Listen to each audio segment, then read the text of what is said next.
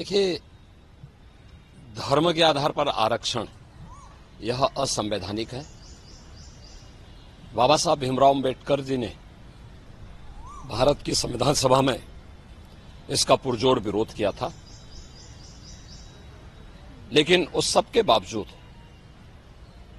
कांग्रेस और उसके सहयोगी इंडी गठबंधन से जुड़े हुए दल हैं,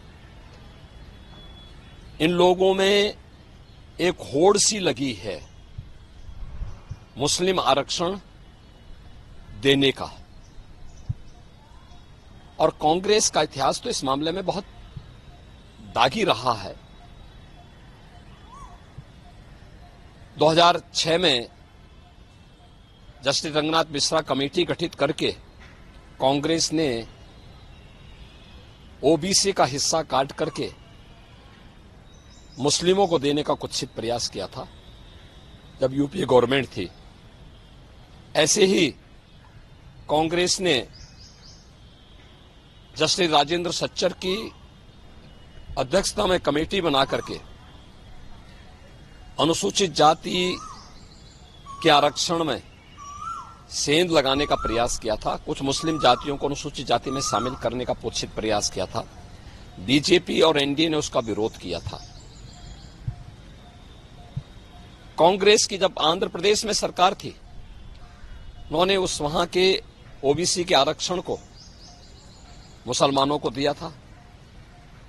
कांग्रेस की कर्नाटक सरकार ने मुसलमानों की सभी जातियों को ओबीसी में शामिल करके ओबीसी के आरक्षण में सेंध लगाया है। वेस्ट बंगाल के अंदर टीएमसी ने 2010 में 118 मुस्लिम जातियों को ओबीसी में शामिल करके पिछले 14 वर्ष से लगातार ओबीसी के आरक्षण के अधिकार पर उन्होंने पूरी तरह एक प्रकार की डकैती डाली है।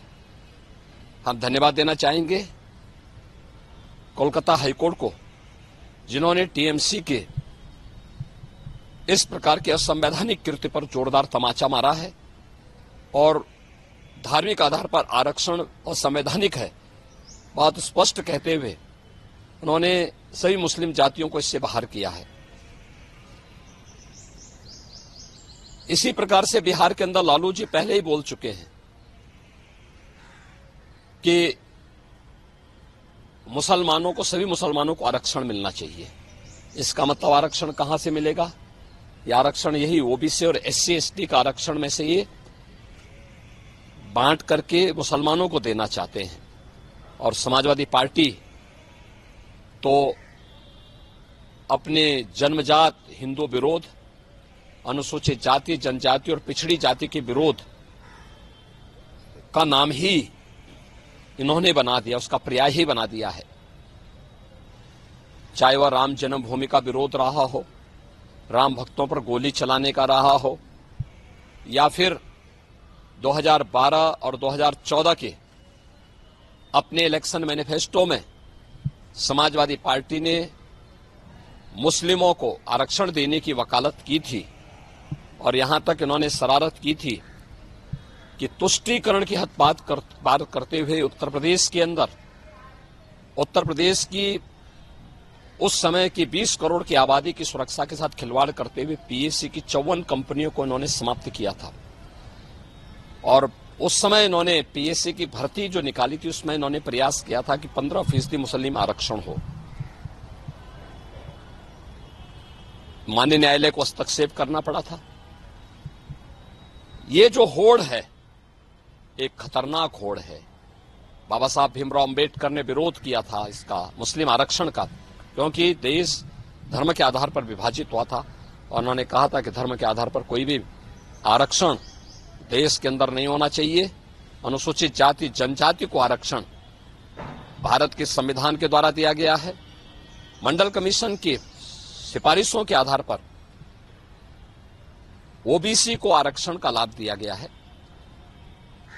Bharatiya Janata party SC ST और ओबीसी के आरक्षण को सुरक्षित रखने के लिए किसी भी प्रकार के मुस्लिम आरक्षण का विरोध करती है और दूसरा, मुस्लिम आरक्षण असंवैधानिक भी है और अगर इस प्रकार की कुप्रथा को थोपने का प्रयास होगा तो देश की अखंडता के लिए एक चुनौती होगी। महाराज जी, कोई कोटे में कोटा डेवलप कर रहा हो, संविधान बदलने तक की बात कर दे रहा है, क्या इसे अगर ये ऐसा करने में सफल होते हैं तो क्या वर्ग संघर्ष की स्थिति नहीं होगी? जो ओबीसी जिनको संविधान के अनुसार आरक्षण मिला है उनका हक मारा जाएगा तो एक नए संघर्ष की स्थिति बनती है। देखिए, हमने कहा ना, ये बाबा साहब भीमराव अंबेडकर के द्वारा बनाए गए संविधान का अपमान है और भारत के संविधान की मूल भावना के विरुद्ध भी है। ये असंवैधानिक कृत्य है, इसे कतई स्वीकार नहीं किया जाना चाहिए। एग्जिट पोल 2024 1 जून शाम 6 बजे से, लोकसभा चुनाव के नतीजे 4 जून सुबह 7 बजे से। देखिए चुनाव नतीजों से जुड़ी हर खबर सबसे पहले, सबसे सटीक, केवल अमर उजाला पर, amarujala.com।